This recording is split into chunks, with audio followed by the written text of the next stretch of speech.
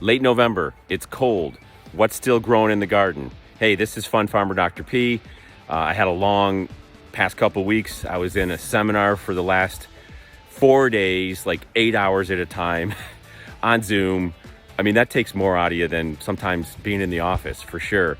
And so I'm just outside this morning, just trying to get some fresh air and really just wake up and get re-energized. So I'm going to take you through a little tour of my garden.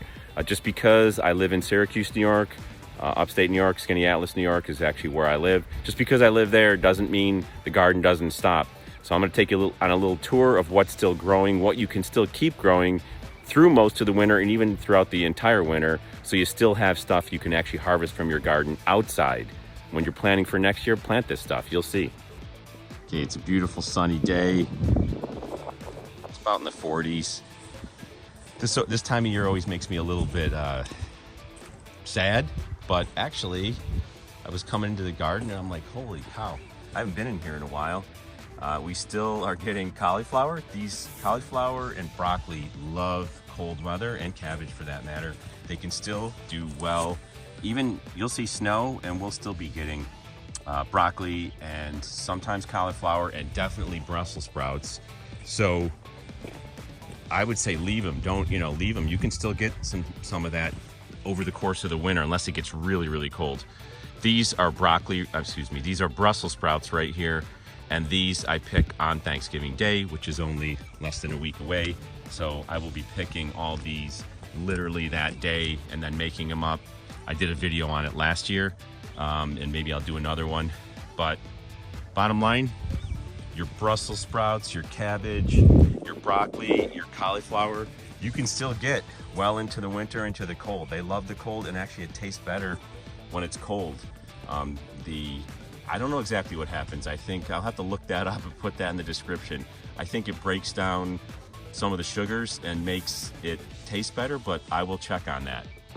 On the other hand, this is Swiss chard, which is actually not from Switzerland, it's actually from Italy. I think from Sicily originally is where Swiss chard originally came from, but it's much more delicate.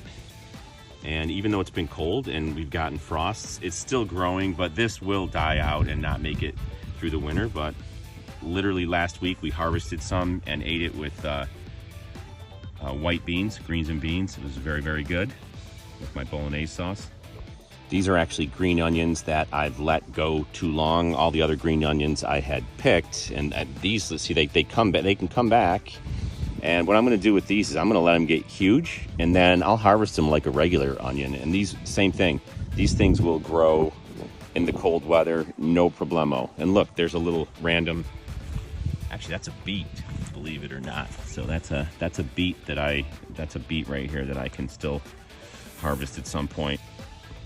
And then finally, on a completely dead tomato plant, because as soon as you get a frost, these things are dead. But these tomatoes, I mean, we've had freezes, we've had frosts, and I'm gonna harvest these today and put them on a salad. But that's the last of my tomatoes, these little mini ones. Maybe these are more resistant to cold, I don't know. I'm gonna have to look that up as well, but keep some seeds from these too. These produce a ton of little tiny, these are small, look at my finger, and they're great on a salad. And then you don't see anything here growing yet because this is where all my garlic bulbs have been planted by my father-in-law. You've seen him, he's a better gardener than me, and he lets me know it every day.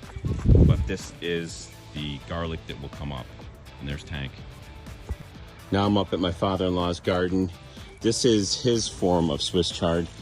This has lasted pretty well, even though it's gotten cold. It will not make it through the winter.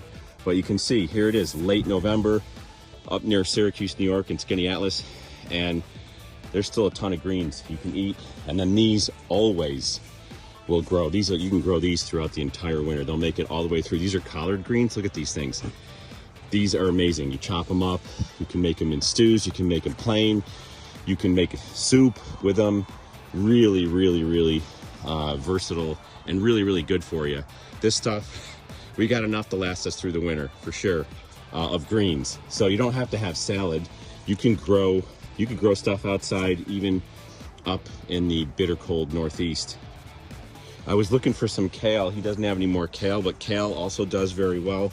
This is actually a form of green. I believe it's a form of arugula. So that's actually still doing pretty well. That will not make it through the whole winter up here either. But I mean, again, late November, Thanksgiving, you can have some greens on your table that you're still growing yourself. One final thing, this is actually an artichoke, and we did get an artichoke that grew out of here. We only got one. I think I did a post on that.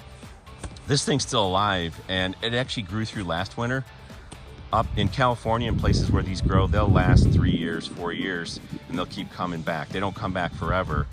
I'm gonna leave this and see if it comes back again and makes it through the winter. Last year we had a pretty mild winter. So we'll see. If we get a lot of snow and it covers it, that actually insulates it. So there you have it, Fun Farmer Dr. P, a late season upstate New York garden tour, weekend garden tour. Don't give up on your garden. You can do a lot of things even in upstate New York throughout the winter, or at least deep into the winter, and have really healthy greens that you can still eat and cook up for the whole winter.